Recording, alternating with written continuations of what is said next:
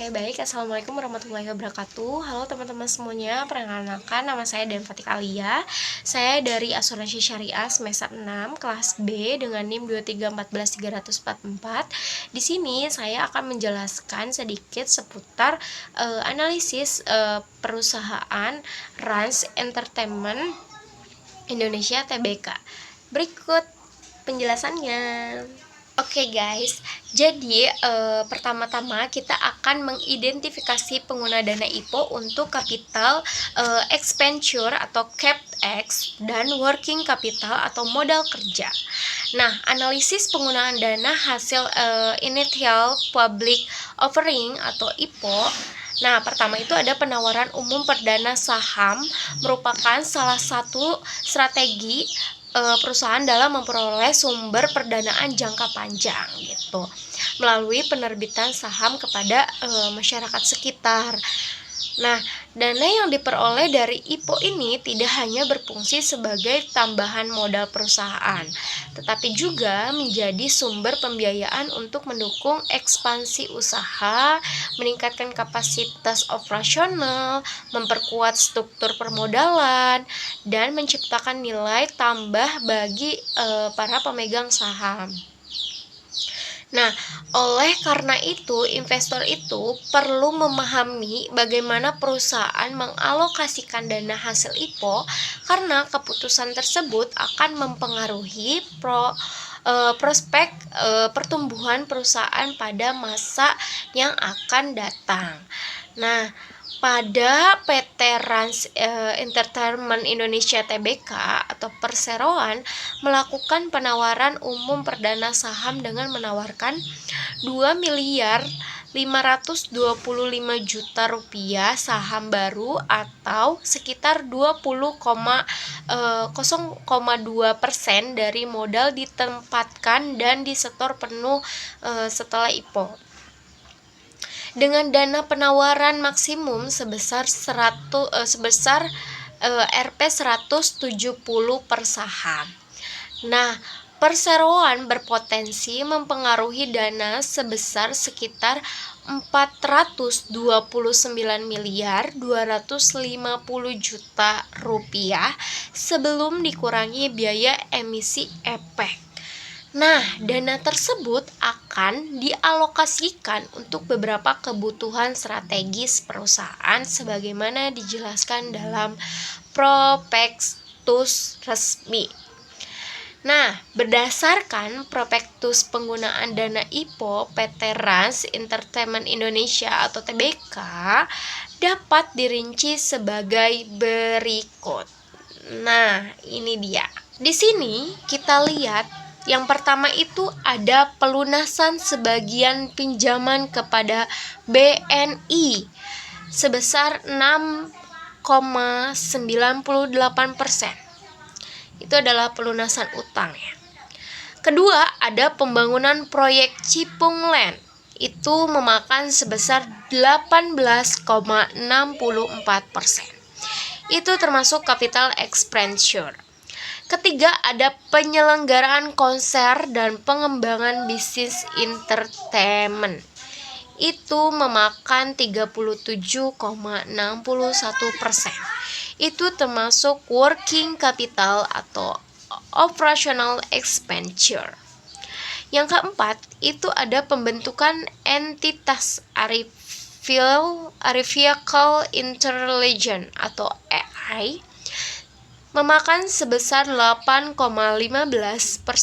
itu termasuk capital expenditure.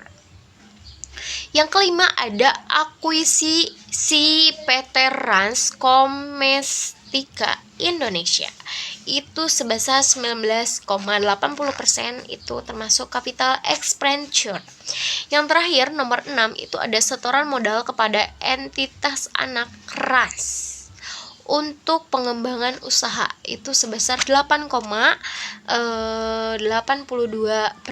atau dari capital expenditure.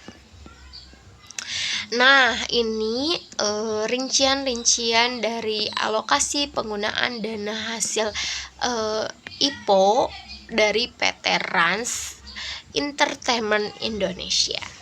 Nah, selanjutnya itu ada perhitungan capital expenditure atau CapEx. CapEx, capital expenditure merupakan pengeluaran perusahaan untuk memperoleh aset tetap maupun investasi jangka panjang yang diharapkan mampu memberikan manfaat ekonomi lebih dari satu periode akuntansi perhitungan akuntansi gitu ya. Jadi perhitungan CapEx ini adalah sebagai berikut. Nah, di sini ada CapEx sama dengan 18,64%. Nah, 18,64% ini kita dapat dari pembangunan proyek Cipung Land. Ditambah 8,15% itu kita dapat dari pembentukan entitas AI, ditambah 19,80% itu kita dapat dari akuisisi PT Rans Komestetika Indonesia. Dan yang terakhir itu ada 8,82% itu kita dapat dari setoran modal kepada entitas anak Rans untuk pembangunan usaha. Nah, dari CapEx itu kita tambahkan atau kita jumlah hasilnya menjadi 55,41%. Nah, dengan demikian total dana IPO yang dialokasikan untuk capital expenditure itu sebesar 55,41% dari PT Rans Entertainment Indonesia Tbk. Nah, baik, untuk selanjutnya kita ada perhitungan working capital. Working capital ini merupakan dana yang digunakan untuk membiayai aktivitas operasional perusahaan sehari-hari sehingga perusahaan mampu menjalankan kegiatan usahanya secara berkelanjutan. Nah, berdasarkan prospektus, penggunaan dana untuk kegiatan operasional terutama dialokasikan pada penyelenggara konser dan pengembangan bisnis entertainment sebesar working capital itu ada di angka 37,61%. Nah, pelunasan utang sebagian dana IPO juga digunakan untuk memperbaiki struktur keuangan perusahaan melalui pelunasan sebagian fasilitas pinjaman kepada PT Bank Negara Indonesia atau BNI sebesar 6,98%. Penggunaan dana ini tidak termasuk capital expenditure maupun working capital karena bertujuan mengurangi liabilitas perusahaan. Nah, di sini ada ringkasan perhitungan dari PT Rans Entertainment Indonesia Tbk. Di sini ada capital expenditure di angka 5,5.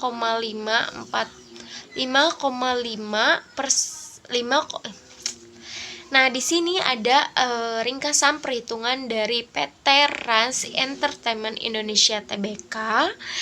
Pertama itu ada capital expenditure sebesar 55,41%. Yang kedua itu ada working capital sebesar 37,61%. Yang terakhir ada pelunasan utang sebesar 6,98%. Nah, total dari ketiga itu adalah 100% gitu ya.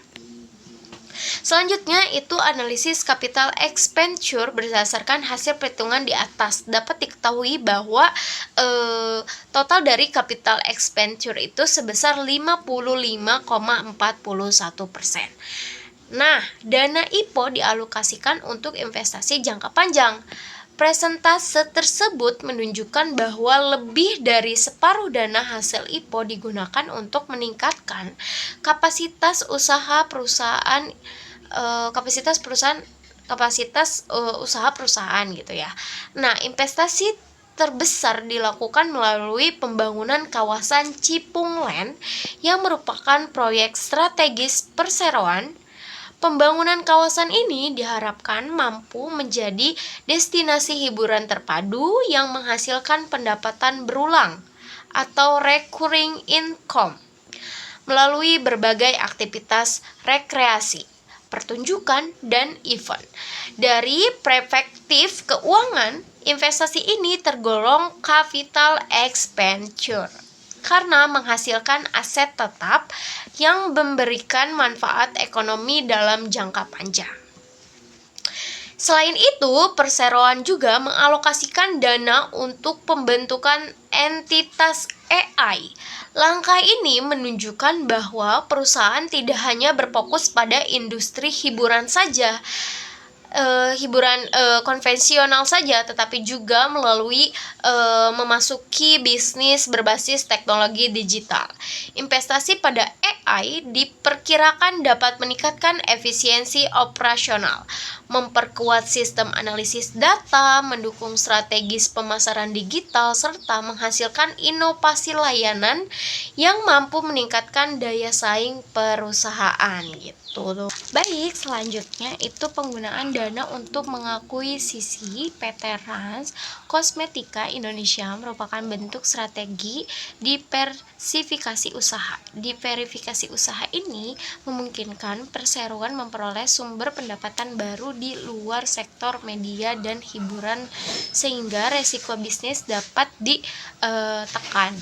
Nah, strategi tersebut berjalan dengan teori manajemen portofolio yang menyatakan bahwa diverifikasi mampu mengurangi resiko perusahaan melalui penyebaran sumber pendapatan. Penyertaan modal kepada entitas anak Rans juga menunjukkan adanya komitmen perusahaan dalam memperkuat lini usaha yang telah dimiliki.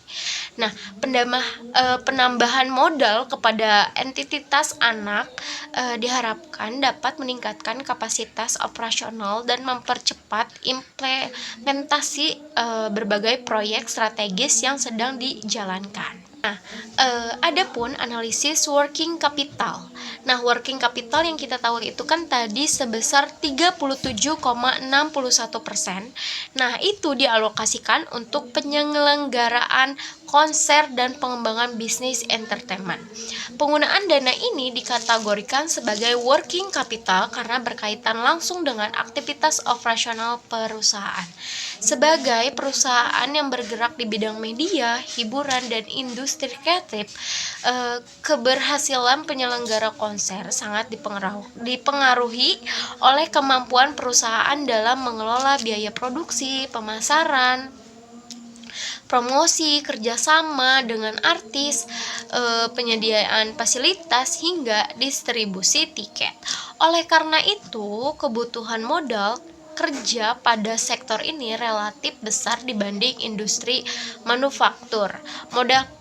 Modal kerja yang memadai akan membantu perseroan menjaga kelancaran arus kas atau cash flow, meningkatkan kualitas pelayanan kepada pelanggan, serta memastikan seluruh kegiatan operasional dapat berjalan secara efektif. Selain itu, kegiatan konser ini juga berpotensi meningkatkan exposure merek perusahaan sehingga mendukung pertumbuhan pendapatan pada masa mendatang. Nah, selanjutnya itu ada analisis pelunasan utang sebesar 6,98%. Dana IPO digunakan untuk melunasi sebagian fasilitas kredit kepada PT Bank Negara Indonesia Persero Tbk. Dari perspektif keuangan perusahaan, keputusan ini merupakan langkah yang positif karena mampu menurunkan beban bunga, memperbaiki struktur modal, serta meningkatkan rasio solvabilitas perusahaan. Nah, pelunasan utang juga memberikan fleksibilitas yang lebih besar bagi manajemen dalam mengalokasikan arus kas untuk kegiatan investasi maupun operasional. Dengan tingkat leverage yang lebih rendah, perusahaan memiliki resiko keuangan yang lebih kecil sehingga mampu meningkatkan kepercayaan investor. Nah, adapun analisis kritis terhadap strategi penggunaan dana IPO. Nah, berdasarkan komposisi penggunaan dana IPO dapat disimpulkan bahwa strategi pendanaan PT Rans Entertainment Indonesia Tbk lebih menitik beratkan pada ekspansi usaha jangka panjang dibanding sekedar memenuhi kebutuhan likuiditas jangka pendek. Hal ini dibuktikan dengan alokasi 55,41% dana IPO yang digunakan untuk capital expenditure. Presentasi tersebut merupakan porsi terbesar dibanding penggunaan dana lainnya. Dalam teori corporate finance, investasi pada aset produktif merupakan indikator bahwa perusahaan memiliki orientasi pertumbuhan. Semakin besar investasi produktif yang dilakukan perusahaan, semakin besar pula peluang perusahaan meningkatkan pendapatan dan nilai perusahaan pada masa mendatang.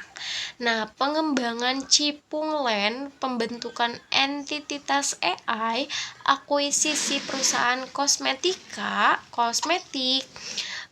serta penyertaan modal kepada entitas anak menunjukkan bahwa perseroan berupa membangun ekosistem bisnis yang saling berintegrasi. Strategi tersebut tidak hanya bertujuan meningkatkan skala usaha, tetapi juga meningkatkan sinergi antar unit bisnis sehingga efisiensi operasional dapat tercapai. Oke, baik. Selanjutnya kita akan membahas mengenai analisis tren kinerja keuangan. Jadi, apakah terdapat kondisi laba meningkat saat pendapatan menurun? Berdasarkan prospektus PT Rans Entertainment Indonesia Tbk, tidak terdapat kondisi di mana laba meningkat ketika pendapatan menurun. Nah, justru baik pendapatan maupun laba bersih sama-sama mengalami penurunan selama periode 2023 sampai 2025 gitu. Jadi pendapatan perseroan turun dari sekitar 437,81 miliar pada tahun 2023 menjadi 410,50 miliar pada tahun 2024 dan kembali turun menjadi 357,38 miliar pada tahun 2025. Nah, penurunan ini diikuti dengan laba tahun berjalan yang juga menurun dari 84,45 miliar di tahun 2023 menjadi 97,07 miliar 2024, kemudian turun kembali cukup signifikan menjadi 56,69 miliar di tahun 2025. Hal ini tersebut menunjukkan bahwa penurunan pendapatan turut mempengaruhi kemampuan perseroan dalam menghasilkan laba. Selain itu, rasio probabilitas juga mengalami penurunan. ROA turun dari 16,34%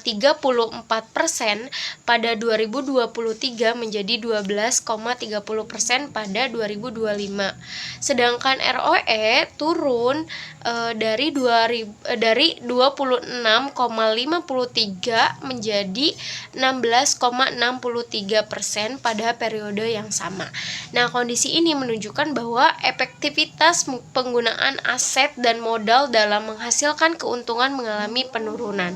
Oleh karena itu, kinerja keuangan PT Rans Entertainment Indonesia Tbk selama periode tersebut belum menunjukkan peningkatan profitabilitas, melainkan mencerminkan adanya tekanan terhadap pendapatan dan laba perusahaan.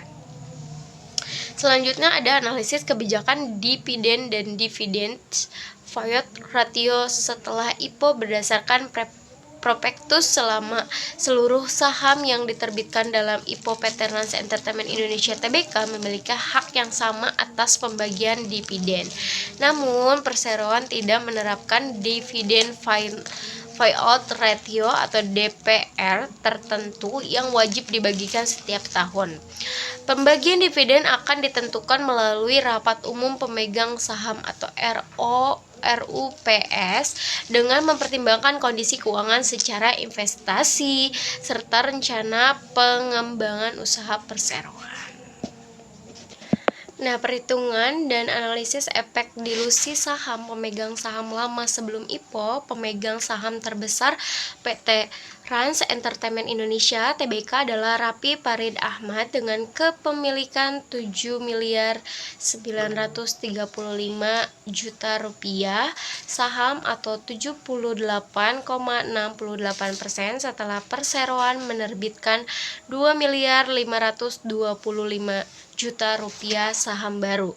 Jumlah saham yang beredar meningkat menjadi 12.909.250.000 rupiah. Sehingga persentase kepemilikan Rapi Ahmad menjadi 62,93%.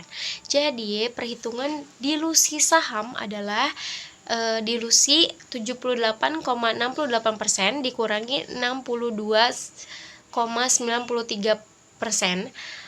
Itu kan dikurangi hasilnya itu 15,75%. Nah, artinya kepemilikan pemegang saham lama mengalami penurunan sebesar 15,75% setelah IPO. Meskipun demikian, jumlah saham yang dimiliki tetap sama sehingga penurunan hanya terjadi pada presentasi kepemilikan akibat bertambahnya jumlah saham yang beredar.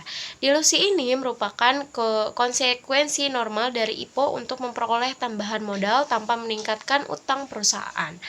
Nah, adapun analisis potensi dilusi akibat MESOP atau waran dan dampaknya bagi investor. Nah, berdasarkan prospektus PT Rans Entertainment Indonesia Tbk tidak mencantumkan adanya program manajemen and explore stock option, program MESOP maupun penerbitan waran bersamaan dengan pelaksanaan IPO. Oleh karena itu, dalam jangka pendek tidak terdapat potensi dilusi tambahan selain yang berasal dari penerbitan saham baru pada saat IPO. Nah, namun demikian apabila di masa pendatang perseorangan menerbitkan saham baru melalui aksi korporasi lainnya, maka presentasi kepemilikan investor lama dapat berkurang dan laba per saham berpotensi mengalami penurunan. Nah, walaupun demikian, apabila dana hasil penerbitan saham digunakan untuk ekspansi yang produktif dan mampu meningkatkan pendapatan perusahaan, maka nilai perusahaan dan keuntungan investor juga dapat meningkat dalam jangka panjang. Terdapat 3 resiko utama yang paling krusial bagi PT Rans Entertainment Indonesia Tbk. Jadi, berdasarkan prospektus, resiko utama yang dihadapi PT Rans Entertainment Indonesia Tbk adalah ketergantungan terhadap talent utama, yaitu Rapi Ahmad, Nagita Slavina, Mariana Tengker, beserta keluarganya. Apabila keterlibatan mereka menurun atau terjadi isu reputasi, maka kondisi tersebut dapat memberikan dampak negatif terhadap kinerja usaha maupun keuangan perseroan. Nah, resiko kedua adalah resiko bisnis pada industri media dan hiburan yang memiliki tingkat persaingan tinggi. Perseroan harus terus menghadirkan konten, program hiburan, serta inovasi baru agar tetap mampu mempertahankan audiens, pengiklanan, dan mitra bisnis di tengah perubahan tren industri digital. Nah, di resiko ketiga adalah resiko likuiditas saham setelah IPO. Walaupun saham perseroan akan tercatat di Bursa Efek Indonesia, tidak terdapat jaminan bahwa saham akan diperdagangkan secara aktif. Rendahnya aktivitas perdagangan dapat menyebabkan investor mengalami kesulitan apabila ingin menjual sahamnya di pasar sekunder. Nah, adapun mitigasi resiko dan evaluasi apakah sudah cukup konkret nih untuk mengurangi berbagai resiko tersebut. Nah, PT Rans Entertainment Indonesia (TBK) telah menyiapkan beberapa langkah mitigasi melalui penggunaan dana IPO untuk mendukung ekspansi usaha. Perseroan akan membangun wahana edukasi Cipunglen, mengembangkan bisnis konser, memperluas usaha melalui akuisisi PT Rans Kosmetika Indonesia, mengembangkan bisnis teknologi berbasis AI bersama mitra strategis, serta memperkuat entitas anak. Selain itu, sebagian dana IPO juga digunakan untuk melunasi berbagai hutang sehingga struktur keuangan menjadi lebih sehat gitu. Mungkin hanya itu yang dapat saya sampaikan. Kurang dan lebihnya mohon dimaafkan. Wallahul muwaffiq ila aqwamit thoriq. Wassalamualaikum warahmatullahi wabarakatuh.